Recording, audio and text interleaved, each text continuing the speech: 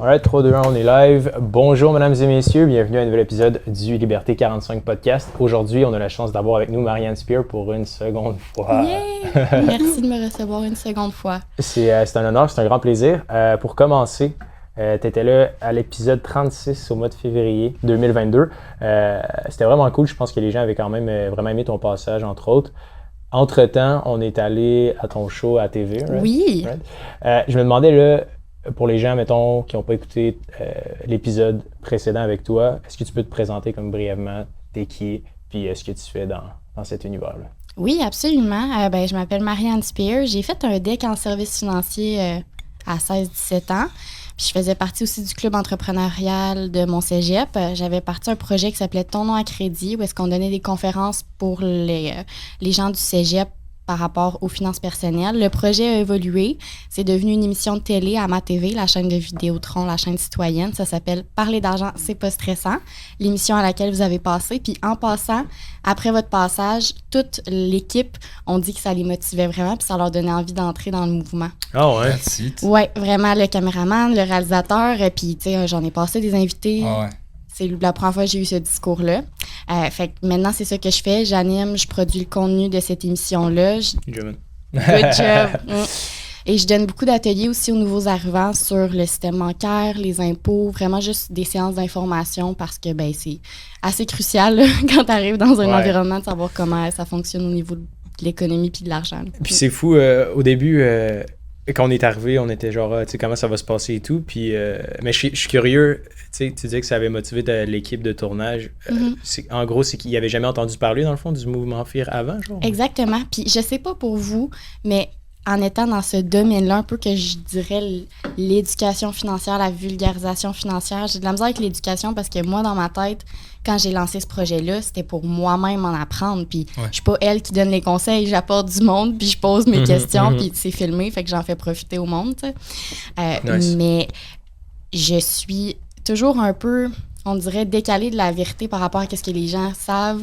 Puis j'ai l'impression qu'ils sont comme dans le même univers que moi, mais vraiment pas, tu sais. Fait que des fois, je suis autour de gens comme les gens avec qui je travaille à Ma-TV ou dans d'autres projets, puis j'ai l'impression que c'est juste comme acquis, mais tu sais, non. Mais ils en connaissent plein d'autres sur plein de choses que moi, je connais pas. On l'a là, vécu mercredi avec les lives du bootcamp où on est... Ouais, ça, c'était le deuxième live mercredi du bootcamp, puis on est passé à travers... on passait un petit peu, on parlait des FNB, etc. Puis à un moment donné, avec Hubert, on a comme fait « Hey guys, et si on reparlait des comptes ?» Tu sais, vraiment, on va parler c'est quoi un CELI, c'est quoi un REER, c'est quoi un RE. Puis moi, je le voyais pas parce que je présentais, mais Hubert me disait les gens étaient vraiment comme attentifs. Et c'est vrai que les gens, finalement, on s'attend. Puis avec Hubert, c'est pas vu qu'on parle tout le temps de ça. Pour moi, c'est comme tu dis, c'est acquis. D'après moi, tout le monde sait qu'un REER, c'est l'impôt qui est reporté. Puis blablabla, un CELI, tu peux cumuler. Puis... Mais non. Ouais. Puis ce que je me rends compte aussi, c'est que c'est le problème, mettons, quand tu vas dans une banque, là, j'ai l'impression, c'est que, mettons, le professionnel prend pour acquis que tu connais, puis tu sais, à force d'en parler tout le temps, t'es comme tu prends des shortcuts, mais là, c'est là que tu perds absolument tout le monde. Puis je te dirais que c'est là-dessus que ma pensée elle a un peu évolué dans les dernières années, où est-ce que je pensais qu'il y avait peut-être de la mauvaise volonté. Ben, tu sais, non, c'est juste qu'à un moment donné, tu finis par être tellement dans tes choses que pour toi, c'est juste acquis, là. Mais le truc que je me suis toujours demandé, tu sais, on a quelques sujets qu'on veut aborder avec toi, mais vite comme ça, tu sais, là, tu t'étudies pour devenir planificatrice financière, right? C'est ça, à l'Uni. Comment tu vas naviguer un peu cet univers-là? Est-ce que, tu sais, parce qu'il y a comme, pas une bataille, mais genre, tu sais, il y a comme les gens qui veulent investir par eux-mêmes, qui veulent apprendre à le faire par eux-mêmes, puis il y en a d'autres qui veulent plus aller du côté de la gestion comme traditionnelle. Toi, est-ce que tu sais où est-ce que tu veux te lancer ou quel genre de mission tu veux supporter là-dedans? J'étais encore, pour être franche, j'étais encore en train de le savoir, de voir vers où je m'en vais. J'avais un plan vraiment très précis. Moi, j'ai été assistante en cabinet. J'ai fait mes stages avec des planificateurs financiers pour voir ça avait l'air de quoi. Puis je voulais travailler dans ces cabinets-là. J'avais monté comme dans mes 5 premières années, je veux 20 millions sous gestion. Après, mes 10 prochaines années, puis j'avais ciblé les entrepreneurs, etc. Mais ça a beaucoup évolué. 20 millions d'actifs sous gestion, c'est 200, bientôt avec un frais de gestion de 2%, c'est genre, il te revient à peu près 200 000. À peu près, mais tu sais, il faut penser, mettons, si j'ai un adjoint ou une adjointe, les permis qu'il faut que tu payes, les formations qu'il faut que tu payes, tu sais. Puis ça, c'est de quoi qui s'équivaut beaucoup, là, tu sais, travailleur autonome, entrepreneur, puis salarié, là, tu finis tout par avoir des responsabilités qui font que, moi, je pense que ça s'équivaut, là. Ton salaire, ce qui te reste dans tes poches à la fin. Fait que c'était ça mon plan, mais de plus en plus que je suis dans la création de contenu, de projets qui parlent d'argent, je vois vraiment ma valeur ajoutée là, puis c'est vraiment ça que j'aime faire pour l'instant, puis je pense que je vais être une excellente planificatrice financière, mais je crois que l'expérience que je prends en ce moment est vraiment importante pour la planificatrice que je veux être. Fait que je suis comme pas rushée à avoir mon permis puis à exercer parce que je vois que le milieu du travail change beaucoup. Je pense qu'il va y avoir une beaucoup plus grande partie de travailleurs autonomes, pigistes, / créateurs de contenu. Puis ça serait ces personnes-là que j'aimerais, pour l'instant, côtoyer, travailler avec eux. Mais tu sais, eux-mêmes, leur modèle d'affaires, leur modèle aussi de retraite est clairement pas défini. Tu sais, c'est du monde qui sont comme... C'est un nouveau travail sur le milieu du travail, une nouvelle carrière. Puis je la vis un peu, mais j'ai l'impression qu'en la vivant, ben, je vais arriver éventuellement à les accompagner, mais ça va être dans plusieurs années. Mais c'est de quoi? C'est eux que je vise. Puis c'est pas vrai que si t'es travailleur autonome, créateur de contenu, whatever, t'as envie de gérer tes placements de A à Z. Là. C'est impossible. Puis si c'est pas juste les placements, c'est toute la sécurité financière qui vient autour, les assurances, etc.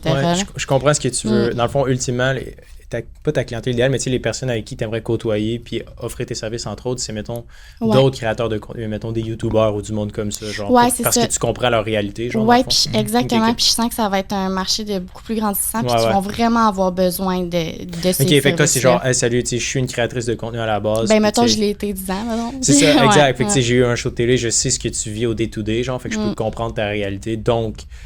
Pourquoi pas t'aider à placer ton argent? C'est souvent du monde qui ont des contrats c'est des gros chiffres que tu as l'impression, quand t'es salarié, tu te dis hey, c'est vraiment gros, puis justement, tu te fais tellement dire que c'est gros, whatever. Puis là, je parle pas nécessairement de moi en particulier, je suis comme vraiment une petite je suis vraiment une petite créatrice de contenu, mais tu sais, j'en côtoie. Mais oui, ça a l'air gros sur le coup, mais je pense qu'il faut pas tomber dans la trap de c'est rien qui est résiduel, c'est hyper incertain. Il y a tellement de choses qui peut arriver, là, puis c'est d'arriver à placer ça de manière à t'offrir une sécurité éventuellement quand tu n'auras plus envie de travailler ou autre. Parce que avant, je pense que les anciens planificateurs financiers, c'était très monsieur même tout le monde.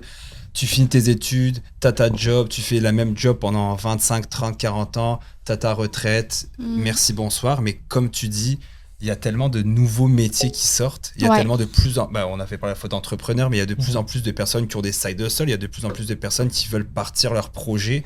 Donc, tu sais, ces gens-là, ils n'ont pas une retraite comme tu as travaillé au gouvernement toute ta vie ou dans une grosse compagnie qui t'a mis un fonds de pension, un REER, etc. C'est plus la même chose, effectivement. C'est une très bonne idée. En tout cas, c'est une bonne niche à aller chercher. Là. Puis la question que je me pose, Marianne, je te mets peut-être sur le spotlight. Là, je ne sais pas si tu peux répondre, mais... Je me suis posé la question souvent, mettons que tu reçois un montant, là, parce que moi, personnellement, mettons, j'ai défini ma paye, là, techniquement. Fait que là, j'ai genre, OK, mais si, mettons, je reçois 5 000 genre, ou 10 000 peu importe le montant, comment tu évalues ça, toi, genre, entre le réinvestir ou, genre, te payer ou le laisser là, genre? Parce que je pense que c'est une question qui revient souvent avec les gens qui écoutent le podcast. C'est une bonne question. Puis quand tu reçois, mettons, 10 000 genre, c'est quoi un peu ta façon de penser? Mettons, je te donne 10 000 live, là. Qu'est-ce que tu vas faire avec, genre? Je finirais de rebâtir mon fonds d'urgence que ça fait 1 an que j'essaie de reconstruire suite à ma maladie de l'été dernier. Ah ouais, t'étais malade? Ouais, absolument. Puis c'est de quoi que j'aimerais parler. J'ai une mononucléose. Ah ouais? Ouais, puis j'ai vraiment pris à la légère. J'ai pensé très positive. Puis je me disais, ah non, ça va passer. Ça prend genre 6 mois à passer, guys.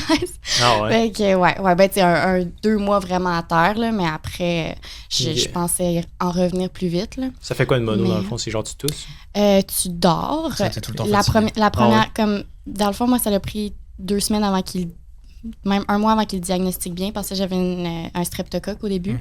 Fait qu'il m'avait mis ses antibiotiques et tout, ce qui est la dernière chose à faire quand tu as une mononucléose. Ça l'affecte encore plus ton système immunitaire. Mais alors, bref, médical? Ouais, exactement, en temps de COVID, etc. Mais la première journée que je me suis comme sentie un peu malade, je me suis dit, je vais me coucher, genre, je vais prendre une sieste. Je me suis réveillée 48 heures plus tard. Puis j'habitais seule. je me rendais pas vraiment compte de... Crazy. Ouais, c'est ça, de mes limites et tout, là. Puis je pense qu'on pourrait en Tu revenir... t'es réveillé mais... 48 heures plus tard. Ouais. C'est comme je m'étais endormie vers midi.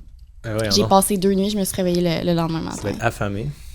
Non, t'as pas faim. J'ai arrêté de manger. Je suis rentrée à l'hôpital 2 fois. J'arrivais plus à manger non plus. OK, ben content de t'avoir parmi nous. Ouais, c'est ça. Non, c'est ça. Je sais pas si tout le monde, c'est aussi pire quand ils l'ont. Ben en fait, la mononucléose, comment ça marche? Parce que j'ai full regardé d'affaires. 50% de la population l'a avant l'âge de 5 ans. Puis segment santé, genre. C'est ça. Plus tu le jeune, plus ça passe bien. La plupart du monde l'ont avant l'âge de 5 ans, puis ça passe comme un rhume, genre. Plus tu l'as vieux, plus c'est pire, comme la varicelle. C'est pour ça qu'on veut que les jeunes l'aient tôt, parce que quand c'est la varicelle âgée, tu peux en mourir. C'est la même chose la mononucléose. C'est passé 50 quelques ans, là. Y a des risques pour ta vie, là. Fait que plus tu l'as vieux, plus ça peut être tough, puis aussi plus que tu te guéris pas bien, là. Il y a ça aussi. Fait que je veux juste revenir à ta question pour la terminer. Tu me dis savoir qu'est-ce que tu fais avec. Là. Il est généreux. Là. Ouais. Là, il a préparé 10 000. Je te donne 10 000 $ maintenant. Là. Ouais. Qu'est-ce que tu fais avec? Honnêtement, j'investirais 2 000 puis je garderais 8 000 juste pas investi liquide. Parce Cash? que... Ouais. Wow. Ouais, en ce moment. Parce que je veux rebâtir vraiment ma sécurité financière. Puis j'ai comme plan d'arrêter de travailler pendant un bon moment pour me concentrer sur l'école d'ici 1 an ou 2. Okay. Fait que je veux pas... C'est quoi ton fonds d'urgence? Comment tu fais pour le calculer pour 6 mois de mes revenus. Ah ouais? OK. Ouais. Ben, pas 6 mois de mes revenus, pantoute. 6 mois de mes dépenses, ouais. Okay. Merci, Simon. T'es conservatrice quand même. Toi, Sim, tu le calcules comment, ton fonds d'urgence? J'en ai pas. Non, j'ai 10 000 qui dort. J'ai 10 000 dans le compte conjoint. Mais tu sais... Comme je le disais tantôt, j'ai 35 ans, donc tu sais, j'ai d'autres revenus, tu sais, j'ai tellement de business, j'ai ma blonde qui fait un gros salaire, que j'ai pas, tu sais, j'ai le 10 000, mais le 10 000 sert à mes dépenses courantes, tu sais, l'hypothèque, les assurances, bref. Puis sinon, j'ai une marge de crédit de 30 000 qui est à 0, j'ai une carte de crédit de 25 000 qui est à 0 parce que c'est juste mes dépenses, donc si vraiment il m'arrive une bad luck, moi, je vais mettre sur ma marge. Vraiment, il m'arrive une bad luck, mais tu sais... Ouais. Moi, j'ai un mini fonds d'urgence. C'est genre... Ouais, c'est pas pareil.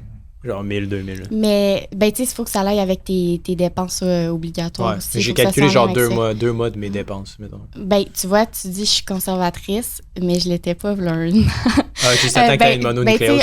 C'est ça. Un fonds d'urgence, c'est supposé être 3 à 6 mois de tes dépenses mensuelles. Puis j'étais à 3 mois de mes dépenses mensuelles quand j'ai eu ma mono. J'ai vu mon fonds d'urgence fondre complètement dans les 6 premiers mois. Ben, les 3 premiers mois, je capotais pas parce que j'étais vraiment légume, là, pour être franche. T'as juste dormi pendant 3 mois. Ouais, ben c'est ça. Puis à un moment donné, la réalité a repris. Puis j'étais comme, là, tu sais, c'est ma santé la priorité. Puis ça l'est encore. C'est vraiment mon objectif cette année. Tu sais ce qui est dingue? Mais tabarnouche, c'est que c'est super intéressant ce qu'elle dit, Marianne, parce que les gens avec qui on parle avec Hubert, c'est souvent ça. Il faut qu'il arrive quelque chose pour qu'ils se disent...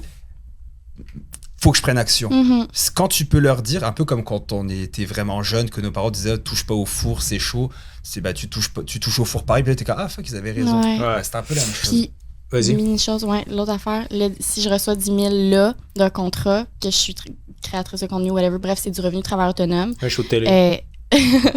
Mettons, c'est aussi 30% pour les impôts. Ouais, c'est ça. Direct. Faut y penser. 2 000 que j'investis, puis le reste, je le laisserai dormir, mais ça va vraiment en lien avec, genre, faut que tu aies un objectif, faut que tu aies un plan, un but, ça revient à ton budget, c'est tout le temps ça, là. Mais il faut que ça ait un lien avec ton objectif. Je trouve ça intéressant parce que je pense qu'on va la poser plus souvent, cette question-là, Sim, parce que je trouve que ça l'aide d'ouvrir le dialogue parce que souvent, mettons, tu dis ça à quelqu'un juste dans la rue puis tu vas dire un peu n'importe quoi, mais si ça arrive pour vrai, genre, je serais curieux de savoir comme c'est quoi la réflexion des gens. Parce que tu sais, 10 000? Ouais, non, mais tu dis, je te donne 10 000. Tu t'attends pas, là. C'est ça, qu'est-ce que tu fais? Genre, parce que j'ai l'impression, tu sais, l'argent, c'est tellement tabou au Québec. Juste cette question-là, je trouve que ça l'aide à comme comprendre la personne. Réalité, genre, la personne en ce moment. Ouais. Ça en dit long. C'est vrai que ça en dit long. Puis par rapport à ce que tu disais, Sim, je trouve ça tellement vrai. Puis malheureusement, c'est un peu genre intrinsèque à l'humain, là, j'ai l'impression. Comme, tu sais, genre, mettons la pollution, whatever. Tu sais, c'est juste quand ça va vraiment mal que le monde sont genre, faudrait peut-être. Mais en même temps, je pense, est-ce qu'on peut changer ça, genre? Ben oui. Non, mais vraiment, tu sais, est-ce que c'est propre à l'humain, genre de. Tu sais, admettons que t'aurais jamais eu de mono, là. Genre, t'aurais toujours...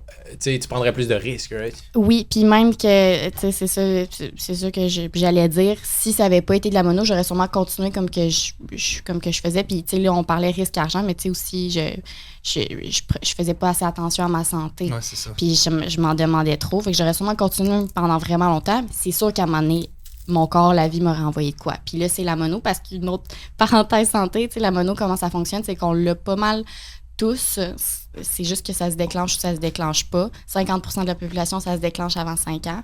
Puis 94% de la population avant 24. Puis souvent, c'est quand ils commencent l'université, cégep, fait que ça va un peu quand même en lien avec, si ton système immunitaire est fort, le virus va pas se déclencher, mais s'il est faible, c'est sûr qu'il va plus facilement s'y attaquer. Là. C'est quoi la santé, le stress? Ouais, c'est ça, je me demandais, c'est quoi pour les gens qui écoutent à la maison? Pour leur éviter d'avoir une mono, genre, c'est quoi les signes avant-coureurs? Ah, c'est arrivé quand même assez vite, là.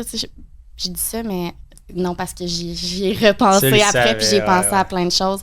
Tu sais, le mois avant ma mono, j'étais très fatiguée. J'ai fait un accident d'auto. Tu sais, je suis quelqu'un de distraite, mais c'était un peu too much, là. Tu sais, une petite affaire, là, je suis rentrée dans l'auto en avant de moi, là.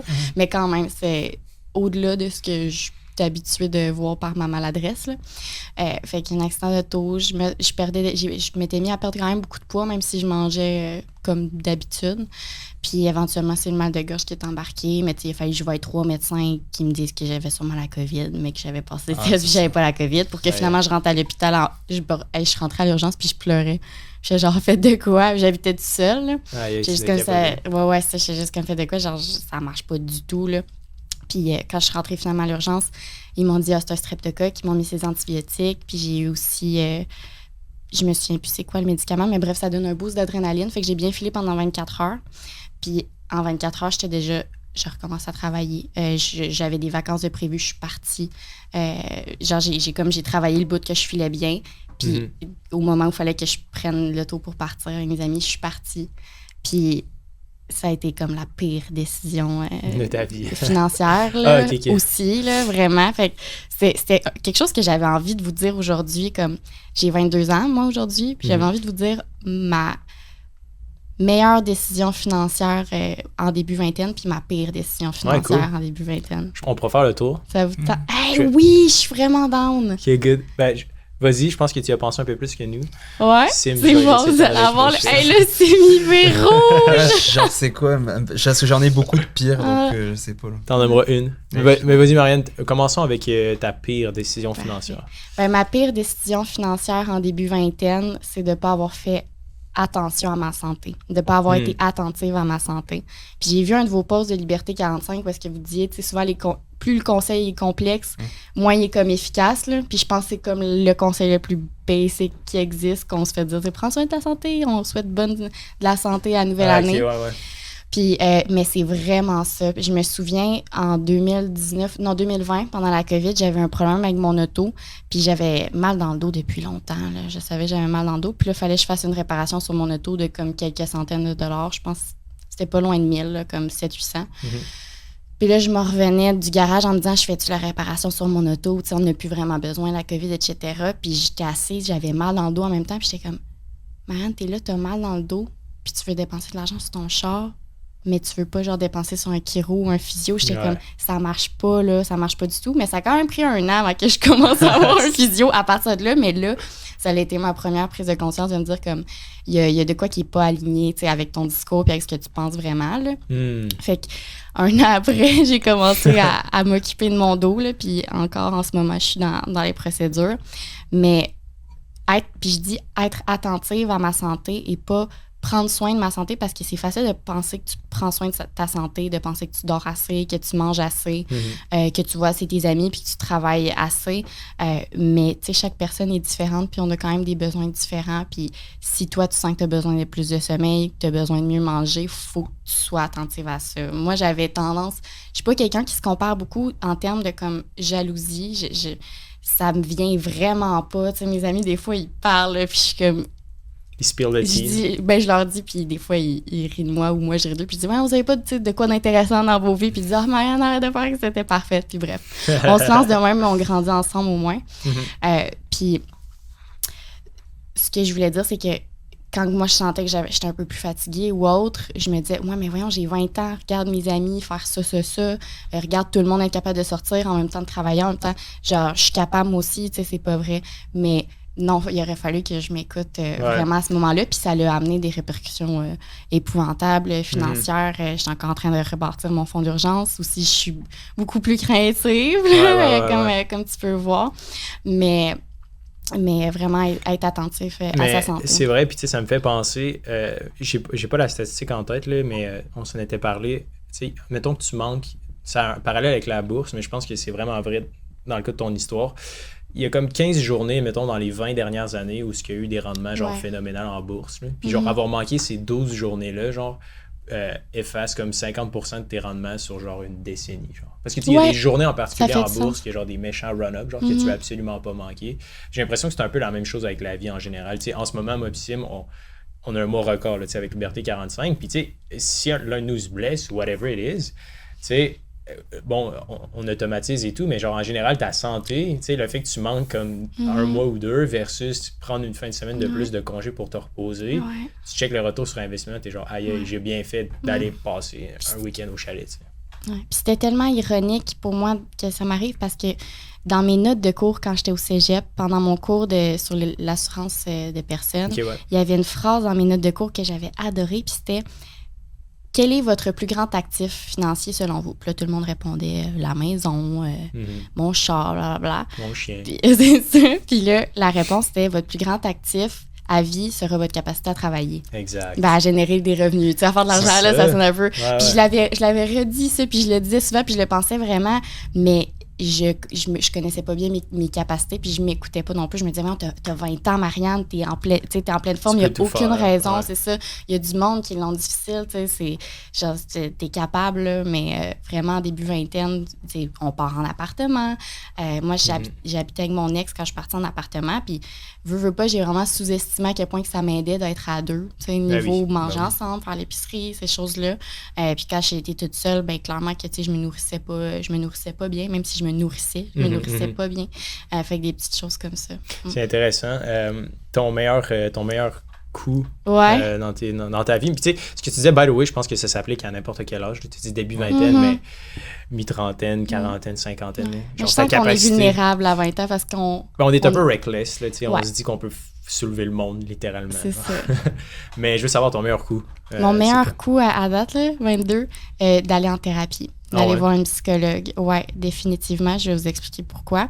J'y avais pas pensé sur le coup, mais veux pas, c'est 120 $ de la séance. Ben, j'y avais pensé ça à ce coup-là. Ouais. Puis j'étais genre, OK, ça va être tough sur le budget. Mais au final, qu'est-ce que ça t'empêche de faire? C'est de sortir quand, pour te changer les idées quand que ça va pas. Sortir, genre, boire de l'alcool, je parle. Faire des... tu vas acheter de l'alcool à la place d'aller... Oui, acheter du vin... je viens de me spoil que je suis vraiment... Le vin, c'est mon alcool. Fait que, tu sais, ou même, maintenant, moi, j'aimais ça faire des tournées d'auto à l'île d'Orléans pour me changer les idées. Au prix que le casier, là, ça paye les 30 premières minutes de ma séance. Est-ce que tu faisais une tournée en buvant une bouteille de vin, genre? Ou... Non, ça, j'étais pas rendue là par chance. Mais le coût de la thérapie a vraiment une raison parce que ça l'aide ton rétablissement. Ça va viser souvent sur où est-ce que tu dépenses pour échapper à peu importe qu'est-ce que c'est, tu sais. Fait que mon meilleur coût financier en début vingtaine, puis je pense que ça peut l'être vraiment pour plusieurs personnes, c'est d'aller voir une psy. Parce que l'excuse qui revient le plus, c'est ça coûte cher. Puis c'est vrai que ça coûte cher. Puis j'étais genre, honnêtement, je regardais mon budget, puis j'étais comme non, j'y arriverai pas, mais c'est la santé avant ça. Puis finalement, je suis comme, ben, crème, oui, je suis serrée, mais en même temps, j'ai la meilleure excuse. Ça m'est arrivé à mes amis de dire, ils disent, on colle des sushis, puis j'ai dit, les filles, moi, je peux pas coller du sushi, là, l'argent est tout dans psy en ce moment. Puis, tu sais, il n'y a pas de meilleure excuse, je vous le dis. Ouais. Je paye la thérapeute pour tout le monde, genre. T'amènes une thérapeute au repas avec tes amis. Mais je me demande, Sim, je sais pas si tu le sais, mais au Québec, je comprends pas pourquoi ça fait pas partie, genre, de la carte soleil, là, une thérapeute ou une psychologue. En France, j'imagine, y a-tu genre un service de... Je ne penserais pas. Ouais, non. Mais je trouve ça fascinant parce que j'ai l'impression que puis même quand ça va bien, là, en général, juste d'avoir l'avis d'un expert qui est neutre. Tu sais, nous, un peu, ce qui fait en sorte que les gens aiment le bootcamp, entre autres, c'est qu'on leur donne un avis neutre sur genre, voici tes actifs, t'as combien Quand, mettons, la personne arrive, vient nous dire, j'ai 10 000 dans mon CELI, j'ai 50 000 dans mon REER, voici mes dettes. Bon, maintenant, j'investis dans quoi? Est-ce que je rembourse en premier? Puis quel genre de portfolio je me construis? Puis on jase. C'est ça. En jasant, moi, souvent, ma blonde, elle est tannée, ma mère aussi. Je parle souvent de mes trucs, je suis là, il se passe ça, puis je m'attends pas à ce qu'ils me répondent avec un truc. Nous, oui, on va répondre avec du concret, mais des fois, juste de parler, juste de le dire, ça fait tellement du bien. Là. Oui, absolument. Puis, tu sais, j'étais comme à une place... Je pense qu'on a tous tendance à vouloir répondre à ce que les autres perçoivent de nous. Puis moi, comme je t'ai dit, je suis entrée dans ce projet-là, l'émission, etc., en voulant en apprendre. Puis je me suis fait prendre à être un peu prise comme une référence. Puis c'est vrai que j'en ai des choses à apprendre, c'est quand même vrai. Mais je me sentais un peu mal dans cette position-là. Puis à un point où est-ce que justement, j'étais rendue à l'inverse de mon message, avec comme peur de parler d'argent parce que je voulais pas dire la mauvaise chose. Super ou de perdre mon de l'imposteur. Ouais, c'est ça, tu sais, perdre la confiance que les gens pouvaient avoir en moi. Puis ça, justement, en thérapie, ça a été quelque chose que j'ai pu développer. Là. C'est quand même un peu une preuve aujourd'hui. Là. C'est vraiment un sujet deep c'est vraiment un podcast deep aujourd'hui. Ouais, j'aime ça. Moi aussi, j'aime ça, mais tu sais, c'est des trucs qu'on pense pas. En même temps, puisque Marianne met ça à table, je trouve que c'est tellement intéressant parce que veux pas, tu sais, les finances, l'argent, moi je dis toujours que, tu sais, tout est dans tout. Puis spécialement, le podcast, pourquoi je pense qu'il peut être vraiment populaire et tout, c'est que c'est tellement général. Là. Genre, l'argent, c'est au centre de genre tous les problèmes. Là. Tu sais, le fait qu'on peut s'en parler, je trouve tellement que ça règle bien des affaires parce que veut pas. Tu sais, je parlais de ça avec une des personnes du podcast qui avait genre des concerns concernant, mettons, la pollution et tout, puis elle me demandait, tu sais, dans quoi je pourrais investir pour, genre, contribuer comme au changement climatique positif. Puis j'ai dit, tu sais, il faut comprendre que c'est pas en investissant en bourse que tu vas, comme, changer les changements climatiques. Tu sais, les fonds ESG et tout, honnêtement, personnellement, genre, j'y crois pas vraiment.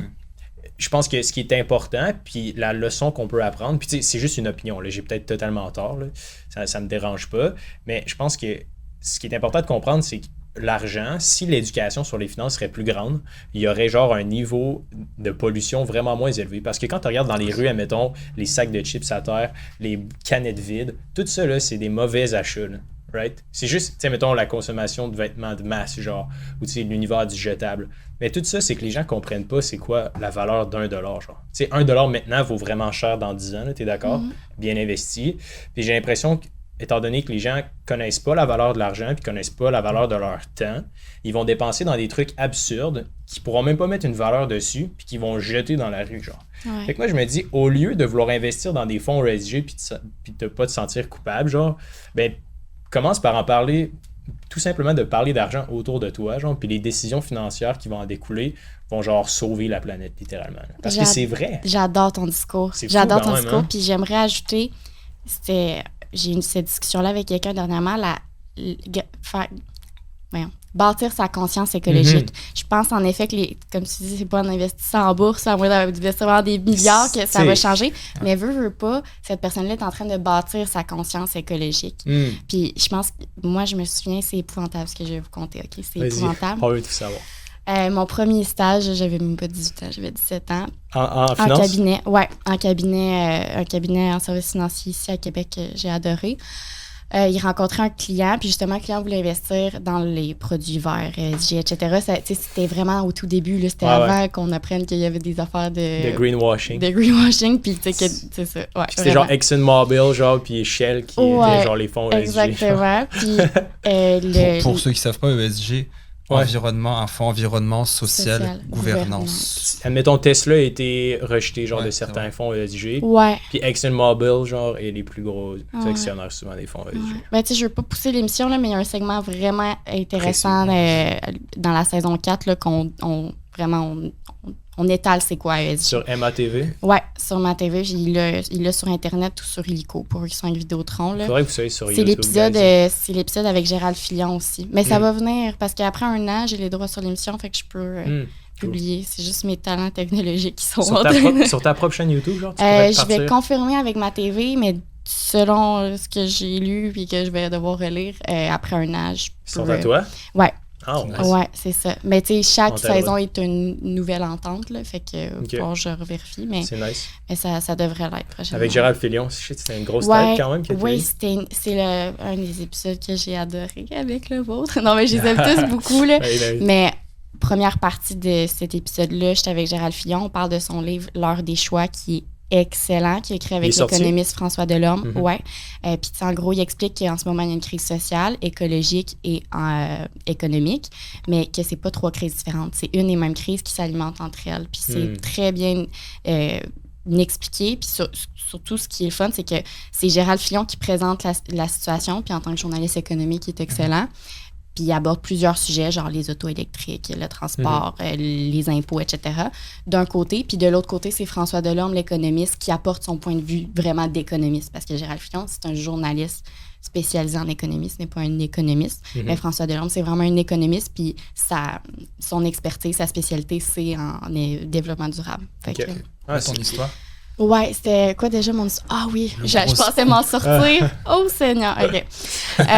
Ouais, fait que là, le planif pour qui je travaillais, il finissait une rencontre client, puis il m'a dit, il cherche un peu des fonds, c'est pas moi qui les choisissais, là, mais il voulait que, tu sais, je me baigne là-dedans. La fille, elle a genre 17 ans. Bon, ben c'est toi qui vas acheter les actions. Là. Ouais, il me dit, cherche un peu des fonds, puis on les regardera ensemble. Puis j'étais comme, mais pourquoi que cette personne-là veut des fonds, tu sais, verts, whatever? Il dit, ben il y en a pour qui c'est important dans leur stratégie d'investissement. J'étais comme, mais tu sais, moi, j'ai dit, je pense qu'il faut séparer ça. Tu sais, si tu veux faire de l'argent avec ton argent, il faut que tu es juste dans qu'est-ce qui... Tu sais, faut pas que tu penses à ce côté-là. Tu sais, tu iras faire du recyclage puis du compost. Sinon, mais pour ton investissement, il faut que tu ailles dans des trucs que tu sais que ça va être payant. Tu sais, on s'entend, j'avais même pas fini mon deck, là. J'essaie de me baquer. Mais quand même, on s'entend que ma conscience écologique, là, je pensais que j'en avais une, mais t'es vraiment très loin, là. Puis je comprenais pas que c'est comme tu dis, c'est dans l'éducation, c'est dans tout que ça peut avoir un impact. Maintenant, est-ce que ta vision de ça a changé? Genre, est-ce que maintenant, tu investis dans des fonds ESG? Genre? Oui, mais je t'avoue qu'elle a changé aussi juste parce que je pense que des choix écologiques, c'est des choix économiques. C'est des bons... Ce qui aide notre écologie, je pense que c'est ce qui aide notre économie aussi. Là. Suite aux lectures que j'ai faites, puis à tout ce que je regarde dans les dernières années. Là. Puis même, dans la même entreprise, j'ai travaillé là 2 ans ou 1 an, 2 ans, je pense. Il m'avait amené à un congrès à Boston, le congrès de Fidelity. Puis il y avait un des gestionnaires de portefeuille d'un fonds de Warren Buffett qui était là. Puis il donnait une conférence. Vraiment. Puis il donnait une conférence, puis c'est ça qu'il disait. Puis ça, c'était en 2018 ou 2019, là. 2018, clairement. Il disait, faut investir dans les trucs qui sont durables, etc., parce que c'est juste que les entreprises qui, en ce moment, nuisent à notre planète, éventuellement, les ressources qu'ils utilisent vont être trop chères, ça sera pas, ou ils vont disparaître, ça sera plus rentable. Fait que, c'est pensez du côté que vous voulez, argent ou écologie, mais au final, ça va être, la bonne décision va être la même, là, t'sais. Mais c'est ça que j'ai l'impression, puis, tu sais, je vais pas rentrer trop deep non plus dans les mécaniques du marché boursier, mais, tu sais, j'ai l'impression que le S&P 500, mettons les 500 meilleures entreprises aux US, veut pas, tu sais, le capitalisme.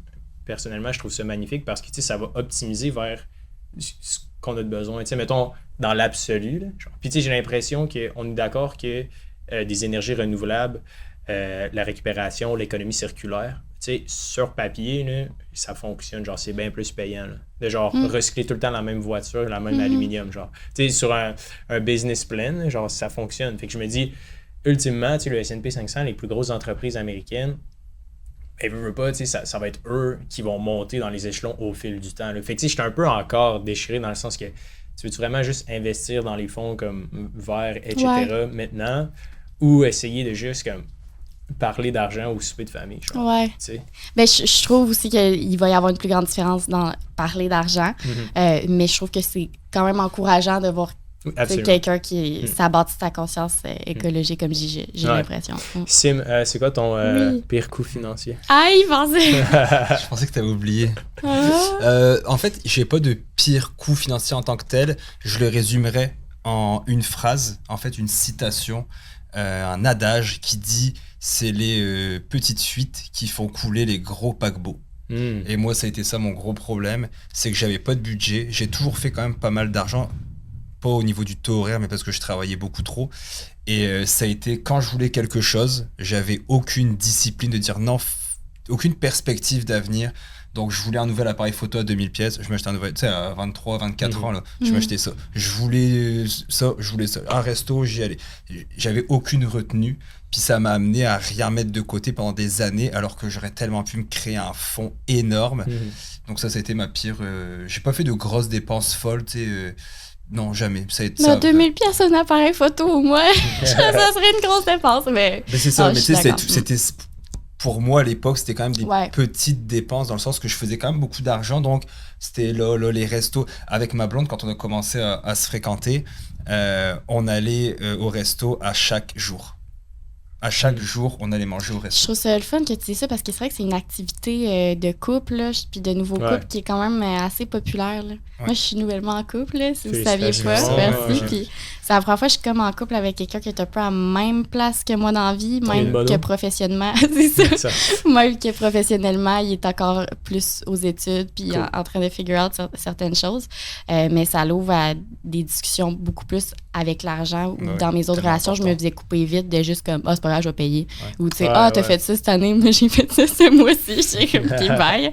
C'est beau, tu sais. Mais on a dû faire des activités, tu sais, que c'était vraiment autre que d'aller au resto. Puis c'était niveau argent, mais aussi niveau énergie. Ça fait 4 mois qu'on est ensemble, puis le 4 mois, j'avais pas l'énergie que j'ai là. J'essaie que ça paraisse le moins possible quand j'étais à l'émission ou dans mes apparitions. C'est ça, à l'époque, quand on était là, quand on se voyait, dans le fond, t'étais... Ça a été une dure saison, pour être franche. C'est ça, mais là, dans le fond, maintenant, t'es correct, right? Là, ben, ça fait 1 an, puis oui, la mono, vraiment, ça prend vraiment 1 an avant que l'énergie revienne.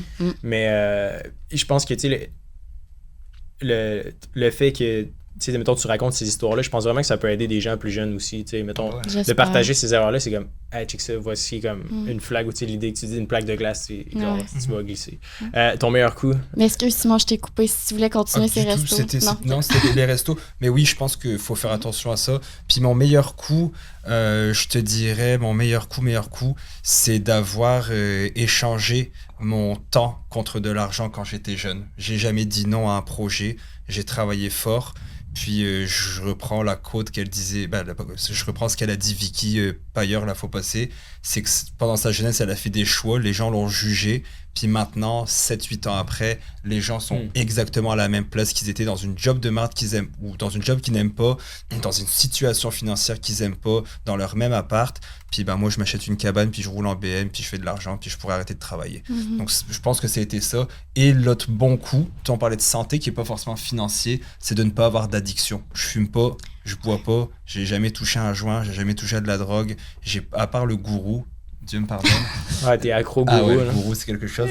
T'es 100% accro. Ouais, c'est vrai. Mais sinon, j'ai pas d'addiction. Puis j'ai jamais été influençable. Tu sais, la fois passée, j'étais en party avec des amis, puis ils prenaient de la coke. Désolé, on va parler de ça sur le podcast. Ils prenaient de la coke, puis ils étaient comme, allez, gros, prends-en. Puis j'étais comme, tu sais, j'ai jamais touché à ça, j'en prendrais pas. Puis ils étaient comme, t'es pas un vrai si t'en prends pas. Puis j'ai dit, tu sais, j'ai jamais fumé de ma vie. À 16-17 ans, tout le monde est là avec leur clope, leur joint. J'ai jamais flanché à 15 ans, ni à 16 ans, ni bref. C'est pas maintenant à 34 ans, 35 ans que je vais dire, ah oui, c'est vrai, je suis pas un vrai ami. Donc j'ai jamais été influençable. Ça, pour les jeunes, ça aide. Même si au début tu te fais juger, on s'en balance. Dans 10 ans, c'est toi, dans même 1 an, c'est toi qui vas être gagnant. Puis je peux-tu te demander, c'est quoi, d'où, selon toi, te vient cette force d'esprit-là? Tu sais, là, c'est sûr, ça fait depuis que tu as 15 ans, fait que c'est ce que tu dis, depuis que j'ai 15 ans, je le suis pas, fait que je le serai pas aujourd'hui, mais tu sais, quelqu'un de 15-16 ans qui nous écoute en ce moment, là, c'est quoi que tu disais à ce moment-là? Puis c'est quoi qui a fait que tu n'as jamais été influençable? Je le sais pas. Ouais. J'ai le sport, peut-être? Peut-être le sport. Parce que moi, j'ai jamais été très sportive. Puis... Tous mes amis s'en allaient boire. En fait, dans ma classe, là, ils s'en allaient boire. Puis nous, avec mes amis, on s'en allait jouer au soccer ou au rugby ou quoi. Donc, je pense que c'est quoi de bon. Mais je veux pas braguer là, pantoute, là, mais depuis que je suis petit, depuis que je suis jeune, j'ai toujours su que je ferais pas quelque chose comme ça. Je le disais aux gens plus vieux, je sais que plus tard, je ferais pas un boulot de 8 à 4. Là. Je le sais, je sais pas ce que je vais faire, mais je sais que je serais pas une personne qui va faire un truc normal. Puis tu sais, je suis un travaillant. Là. Hubert, il le sait, là, Hubert, c'est une qualité qu'il me dit, c'est que je suis l'un des seuls dans sa vie que je suis que je travaille comme ça. Même avec le gym, mes partenaires me le disent, ils disent, yo, on peut pas t'accoter parce que tu travailles vite, puis je travaille fort. Donc ça, c'est une force. Puis ça, c'est vrai. Je parlais avec un gars c'est un programmeur, puis il est en train de développer genre une app financière, puis il essaie de s'entourer de bonnes personnes pour démarrer son projet et tout. Puis le conseil numéro 1 que j'ai donné, c'est ça. Essaie de t'entourer de doers, de gens qui... Tu as une idée, on en parle, puis la semaine d'après, il arrive, check, c'est fait. C'est ça. Tu sais, ça, là, j'ai l'impression que quand tu es de t'entourer de ces gens-là, là, ça déplace les montagnes. Ça n'a pas rapport. Là. Ouais, je suis vraiment d'accord. Toi? Moi, mon pire coup... Commence avec le meilleur. Le meilleur coup, je pense que c'est de toujours... Ben ça vient de mes parents, là. Ma mère me disait ça souvent, c'est genre, essaie-le, genre. Puis honnêtement, c'est un super pouvoir, OK? Elle m'a toujours dit, peu importe ce que tu vas faire, on va t'encourager, puis genre, l'important, c'est juste de l'essayer. Puis au pire, c'est pas grave si t'aimes pas ça. Puis ce qui arrive avec ça, c'est que tu commences à genre, parfait, je vais essayer d'aller de travailler en vente. Je vais essayer d'être, animateur. Après ça, je vais essayer de... Puis là, tu commences à faire plein de trucs. Puis même si tu arrêtes des programmes à mi-chemin, là, c'est pas grave. Là, l'important, c'est juste de jamais arrêter d'essayer. Puis là, mettons, en ce moment, si je suis hyper passionné par les finances et tout ces dernières années, puis le monde me dit... Souvent, mes proches me disent comment tu fais pour travailler autant puis aimer ça? Parce que je dis souvent, personnellement, c'est pas un travail, genre. Mais il est comme, t'es tellement chanceux d'aimer les finances. Mais tu sais, j'ai jamais tombé sur les finances par hasard. Là. J'ai juste tassé tout ce que j'aimais pas, genre. Puis je pense que c'est ça le problème qu'on a. À l'école, genre, nous apprennent à essayer de résoudre un problème précis puis d'avoir telle note. Mais la réalité, c'est que tu veux, genre, juste tasser toutes les choses que t'aimes versus viser une chose, genre. Fait que j'ai l'impression que quand... Mais faut que tu les essayes toutes. Mais c'est ça, fait right? Faut pas que tu fasses comme moi, je suis pas bon, je lâche. Faut t'aller au bout quand même j'ai de eu, genre, ton cours. De 16 à genre 20 ans, j'ai eu, je pense, 15 jobs, là. Genre, tu sais, j'ai fait tous les jobs, là. Puis après ça, tu te rends compte que genre, good, OK, je voudrais pas travailler en santé. Good, j'aime pas ça non plus, travailler dans un bureau. Après ça, non, OK, je veux pas être musicien. Tac, tac, tac, tu tasses tout ça, puis là, tu te rends compte que, OK, tu sais, ce que je fais le soir, là, je check des vidéos sur genre YouTube de finance, genre, puis là, OK, c'est quand même intéressant. Puis là, tu commences à regarder ça, puis tu dis, oh, wow, OK, j'aime vraiment ça. Puis là, c'est comme ça que ça arrive, tu tombes dessus par hasard. Je trouve que c'est... Tout le monde dit, tu sais, moi, ça a toujours été ma passion. Personnellement, ça n'a jamais été le cas. Je suis juste tombé dessus parce que j'ai essayé toutes les autres affaires. T'sais. Mais t'as pas peur, je peux te challenger là-dessus, même si c'est rare qu'on se challenge quand même. T'as pas peur, justement, à l'autre... on va dire l'autre côté de la médaille, justement d'essayer plein de choses, parce que on a parlé de la fois passée de la passion, qu'il faut un peu de persévérance pour que t'aimes quelque chose, parce que c'est difficile. C'est comme la guitare, je sais pas si on a ici qu'ils ont fait de la guitare. Piano. Tu sais, au début, le canal carpien, quand tu fais ton piano, ça te défonce les doigts. La guitare, moi, je saignais des doigts à cause des cordes. Mais si j'avais dit, j'ai mal, j'arrête. C'est là que je trouve que la limite, elle est... Mais je pense qu'il y a une différence entre genre, j'aime ça, puis genre, c'est difficile, fait que je vais arrêter. Tu sais, mettons, tu le sais, même si il y a des trucs que j'essaie de poursuivre en ce moment que j'aime, mais que je suis vraiment mauvais, puis que c'est vraiment tough. Comme genre, la programmation, genre, développer un logiciel là, pour Liberté 45, puis tous les outils qu'on essaie de développer. Tu sais, je passe des heures, puis ça avance genre de 2 cm. Tu sais, comme, j'ai écrit genre 2 lignes, là, genre, mais en 2 heures. Est-ce que t'aimes ça? Ouais, j'aime ça. Okay. Puis c'est vraiment difficile, fait que le but, c'est de tasser des... Tu sais, tu l'essayes et tu l'aimes pas, là, tu deviendras pas bon de toute façon, parce que t'as besoin d'aimer ça, right? Je veux dire, l'art martiaux, tu sais, ça fait mal, genre, t'es tout le temps... Ben, pas t'es tout le temps, mais des fois, tu te blesses, mais genre, t'aimes ça quand même. Fait que, tu sais, c'est ce qui va faire en sorte que à long terme, tu vas être gagnant. Puis je pense que Warren Buffett le dit bien, puis ça a un lien direct, mais tu sais, il dit d'investir dans des compagnies que tu crois, puis que tu consommes au day-to-day. Dans ce cas-là, c'est que lui, il les aime, puis il croit vraiment qu'à long terme, il y a d'autres facteurs qui rentrent en ligne de compte. Mais tu sais, quand tu aimes quelque chose, puis tu le fais pendant assez longtemps, puis tu y crois pendant assez longtemps, je veux dire, toutes les chances sont de ton bord que ça fonctionne. Tu sais, je verrais pas pourquoi ça pourrait pas fonctionner.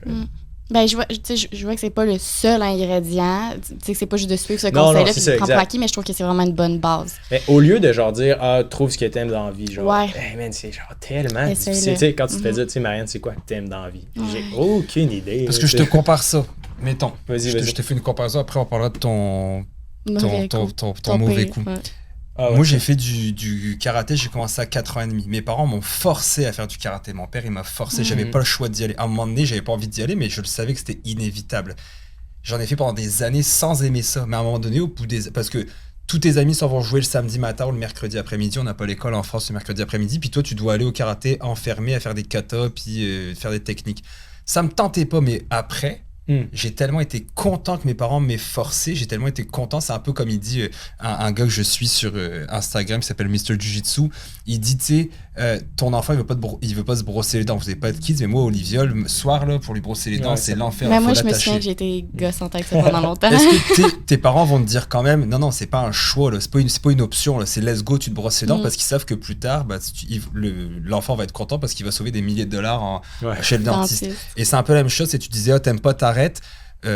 Moi, j'aime que les enfants, ou qu'on finisse ce qu'on a commencé. T'as commencé un livre, même si tu le trouves plate au début, continue, donne-toi, regarde, mon objectif, ça va être de lire 100 pages du livre. Si au bout de 100 pages, vraiment, je trouve que c'est plate, j'arrête. Mais souvent, j'ai l'impression qu'à la moindre, on parlait de justement, tu sais ce que ça veut dire, hein, le mot passion? Oui, ben, tabarnouche, j'ai l'impression. Mais là, de la manière dont tu me l'as dit, je suis pas sûre. Là, tu sais d'où ça vient, le mot Moi, j'ai passion? aucune idée. Mettons, l'étymologie, je la connais pas. Là. Ouais. Okay. Compassion. C'est quoi de la compassion? D'être capable de se mettre à la place de l'autre, de comprendre c'est ses ça, feelings. exactement. C'est de souffrir avec passion, veut dire souffrance. Donc quand les gens, ils disent pour les sports, pour la musique, pour la job, quand ils disent je suis passionné par ça, faut que tu sois prêt à souffrir. Pour nous, ça. avec Liberté 45, bah, la vie est pas toute rose. Tu sais, moi, des fois, il y a des commentaires sur TikTok, sur Instagram, qui me font de quoi? Il y a des commentaires que je lis où tu sais, des fois, on parle de nos vies, puis on se fait juger sur des trucs. On est humain, là. Moi, il y a des fois où je suis comme... je me suis... Non, mais tu comprends, je me le suis pris. Mais on le fait avec passion. Et la passion, il faut que tu acceptes de souffrir. Tu sais, des gars comme aux Jeux Olympiques là, qui sont là, c'est des passionnés. Mais quand tu cours le 100 mètres, puis que tu te fais un claquage, puis que tu déchires la jambe, ou que tu te pètes une jambe, ou que tu te pètes un bras, bref, ou que tu perds, tout simplement, tu t'es entraîné pendant des années et des années pour ce moment-là, puis tu tombes pendant ta performance de ski ou de vélo.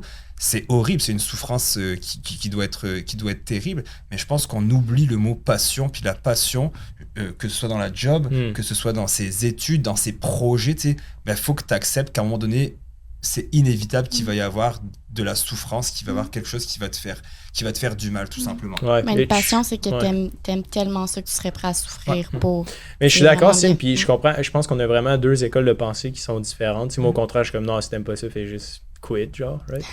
Bien, mais je suis totalement d'accord aussi avec ton point. Mais j'ai l'impression que ça s'applique surtout dans un terme de profession, tu sais, de quelque chose qui peut générer de l'argent, j'ai l'impression. Non, c'est sûr que, je dis pas ça nécessairement d'appliquer ça dans toutes les facettes de ta vie. Tu sais, personnellement, j'ai de la misère à m'entraîner, genre, j'ai pas envie, genre, puis je le fais parce que, genre, je vois les bénéfices, mais tu sais... Parce que tu veux pas avoir une mono. C'est ça, tu sais, je pourrais prendre une pilule qui me met en forme, je la prendrais, là, tu comprends ce que je veux dire? J'aime pas ça, aller au gym, boxer, pis tout, mais je le fais pareil, genre. C'est parfait. Mais au contraire, je pense que souvent, on se fait dire, tu sais, mettons, l'école est obligatoire, ou tu sais, cégep, va le plus loin que tu peux. Puis souvent, mettons, OK, mais là, tu prends ce job-là, c'est lui qui te paye le plus, tu sais, vas-y maintenant. Mais ça, je trouve que c'est comme, non. Là, essaye, là, mais t'aimes pas ça. C'est ça. Comme le programming, la programmation, tu sais, ça te fait quand même, on l'a vu dans ta face, que ça te fait quand même un peu chier, là, que t'aies en 2 heures écrit 2 lignes. C'est un peu, une mini forme de souffrance, mais t'aimes assez ça pour vivre le fait qu'en 2 heures, t'avances pas autant que ce que t'aimerais. Exactement. Puis mon meilleur coup... mon pire coup. Ouais, mon pire coup. C'est de prendre trop de risques. Genre, je suis vraiment... Je pense que ma tolérance au risque est genre beaucoup trop élevée, là. Genre, mettons, je vais miser... Pas miser, mais tu sais, j'ai jamais joué au casino, mais tu sais, des fois, je vais acheter des trucs sur un coup de tête. Genre, tu sais, mettons, les machines distributrices, genre. Tu sais, j'ai pris une décision en une journée, genre, parfait, on achète 10 pour genre 22 000, genre. Je trouve pas que c'est un mauvais côté de toi, honnêtement. Mais... C'est quelque chose que j'admire, au contraire. Quand on se parle, je trouve que t'es audacieux, puis moi, j'aime ça. Ouais, ben c'est ça, je pense que, mettons, à court terme, tu sais, je pense que c'est un défaut puis un avantage, mais je pense que de réfléchir juste un peu plus, de me laisser genre 48 heures au lieu de 24 heures, genre. Comme Alex Martel, elle le dit, le 7 heures, 7 jours. C'est ça, Alex Martel, une des épisodes précédents, c'est intéressant, elle a dit, pour un achat de plus de 100$, j'attends 7 jours, tu sais, puis je le laisse dans mon cart Amazon, genre, ou peu importe où ce que tu achètes ton truc. Pour une barre de chocolat, c'est 7 minutes. Mettons, l'attendre devant le dépanneur pendant 7 minutes. C'est vraiment bon, va falloir que je le fasse. C'est vrai, c'est qui va attendre 7 minutes devant le deb, genre, c'était Watch me. Si vous me voyez être devant un dépanneur puis genre rien faire, vous savez ce qui se passe. Mais c'est ça, je pense que oui, c'est bon de prendre des risques, mais comme calcule un peu plus, tu sais. Je pense que je me dirais ça pour les prochains projets, tu sais. 2-3 calculs de plus. Là. Puis genre un petit peu plus détaillé, mais... Mais on se complète bien là-dessus parce que moi, je suis ultra conservateur. Ouais. Ultra. Tu sais, j'ai de l'argent, là, puis on a acheté la maison. Nice que vous complétez, là. Pas genre toi, nice, pas toi. C'est ça, on se complète super bien. Puis moi, il y a des fois, il y a des moves que je prends pas parce que je me dis, ah, tu sais, je suis bien comme ça. Tu sais, je me contente un petit peu de ce que j'ai pour dire, tu sais, je suis bien là, je voudrais pas risquer trop. Mais moi, j'aime ça, le fait que. Ouais. Mais je trouve ça intéressant. Puis, Marianne, je voulais savoir, tu sais, on avait abordé un truc ensemble. Mais on a fait notre tour. Ouais, BP, c'était nice. Mais il y a un truc que je voulais aborder avec toi. Puis je sais pas si t'en avais regardé, mais c'était genre les 3 mythes là, sur l'argent. Tu m'avais envoyé un truc que je trouvais vraiment nice. Le podcast avec Jay Shelly? Ouais. Ouais. T'as-tu eu l'occasion de l'écouter? Je l'ai écouté une partie, mais je me rappelle pas c'est quoi. Je pense au début puis à la fin, il y a de quoi de vraiment bon. Parce qu'il disait, c'était genre les 3 mythes sur l'argent qui nous rend pauvres et qu'on devrait connaître. Genre. Ouais. Okay. Si je me souviens, c'est quoi? C'est quoi les 3 mythes? Et je m'en rappelle pas. Tu t'en rappelles, non? Okay. Non, ça sera pour un prochain épisode. Ouais, mais ce que je me souviens de son discours, c'est qu'il revenait un peu à la pyramide de Maslow, puis ça me parlait beaucoup parce que ça parle beaucoup un peu de ce que je vous dis ici. Ta capacité à travailler, genre. Ouais, de te concentrer sur la base. Si ta base est premièrement pas solide, puis ta base, c'est tes besoins physiques, etc. Là, mais c'était quoi les 3 mythes? C'est pas grave. Mais c'est un bon podcast que je conseillerais aux gens d'écouter. Ben oui, absolument. Puis, what's next pour Marianne Spears dans les prochains mois? Il y a des choses qui se passent, puis je t'avoue que j'ai peur, mais que je trouve ça le fun parce que ça fait quelques années que j'ai pas eu... je commençais pas une année en ayant une petite peur, puis souvent c'est là que j'ai grandi le plus. Fait que j'ai été engagée par Option Consommateur, qui est... Félicitations. Merci. Qui est un organisme... OBNL. Géré par un OBNL géré par l'Office de la protection du consommateur. Ça fait 2 ans qu'ils ont un podcast qui s'appelle Les petits caractères. C'était animé par Pierre Craig, qui était l'animateur de La Facture. Fait que ça faisait beaucoup de sens pour un podcast qui est en fait pour la protection des consommateurs. Puis là, ils voulaient changer d'animateur. Fait qu'ils m'ont demandé, suite aux vidéos qu'ils ont vues sur TikTok. Fait que là, je vais animer un podcast. Ouais, c'était quelque chose que je voulais faire. Tu vois, c'est quelque chose que je voulais faire, que j'avais écrit. Mais je voulais faire autre chose, je voulais moi en partir un. Mais finalement, la vie, quand on dit qu'est-ce qu'on veut, des fois, il y a d'autres choses qui arrivent. Absolument. Ouais, fait que ça va être un podcast, ça va sortir 1 fois par 2 semaines. Moi, je vais aller à Montréal 1 fois par mois pour le tourner. Puis c'est des avocats de la firme qui viennent parler de sujets qui se passent en ce moment. Puis leur objectif, qui est un peu différent de ce que c'était pour les 2 dernières années. Les 2 dernières années, c'était de donner des trucs aux consommateurs. Puis en brainstormant avec eux, j'ai compris que leur objectif, puis eux aussi sont d'accord avec ce que je vais dire, là, que leur objectif, c'est vraiment de créer une place où on peut ouvrir le discours sur les enjeux de consommation puis laisser les gens développer un esprit critique par rapport aux choix qu'ils vont avoir à faire. Là. Fait qu'il y a ça. L'émission revient. Sur Emma TV? Sur Emma TV, oui. Ça aussi, c'est complètement une surprise. C'est quoi vos codes d'écoute? Hein? Peux-tu me le dire? Je peux pas le dire. Puis même que moi, je l'ai pas su. Je l'ai su pour la première saison. Puis après la première saison, il y a des choses qui ont changé. Est-ce que tu as été surpris, genre? Oui, j'ai vraiment été surprise. Il y a plus de monde qu'on le pense qui écoute la télé? Oui. Oui, vraiment. Mais après, quand j'ai commencé à avoir TikTok, j'ai fait finalement, il y en a pas tant que ça. Les vues sur TikTok, ça fait pouf, ça a comme aucun sens. C'est fou, t'as 2 millions de vues, genre? Ah, je sais pas, j'ai combien de vues sur TikTok, tu parles? Ouais. Je sais, on peut-tu le voir? Ben oui. Peut-être un total. On peut voir notre total? Si on va aller analyser ton total. On peut voir. On peut voir ça. Mais ouais, la première saison, je le savais. Puis après, il y a des trucs qui ont changé dans ma TV où est-ce qu'ils divulguent plus les codes d'écoute. C'est ça, parce qu'ils veulent vraiment que ça soit des émissions qui sont pas en compétition, que c'est des émissions qui servent les citoyens, puis qu'on tombe pas dans la trap de... Les clickbait. Ouais, puis de comme, c'est l'émission qui a le plus de codes d'écoute parce que ça suit plus le discours que tel groupe de personnes ont. Fait que là, notre contenu est plus en lien avec notre but, notre objectif, mais avec qu'est-ce que les gens accrochent. Là. Ouais, fait que absolument. C'est le fun quand même d'avoir cette liberté-là, même si ça a l'air d'être sous forme de contrainte, ça l'est pas. Génial. Merci beaucoup, Marianne, de nous avoir partagé toutes tes histoires. C'était super merci intéressant. Merci à vous. Finalement, on n'a pas parlé des sujets. On va être obligé de te réinviter. Là. Je peux finir avec mon anecdote? Oui, vas-y. Vous vouliez Twitter? Ouais, Facebook. Facebook, je vais dire Facebook. On veut une anecdote. L'anecdote du jour présentée par Simon de Liberté 45. En 2005, le graffeur, donc il fait des graffitis, il s'appelle David Choe, C-H-O-E, il a été contacté par Facebook donc en 2005 afin de décorer les murs du siège social. plutôt que d'être payé en argent, il a demandé des actions. Donc, il était payé d'actions.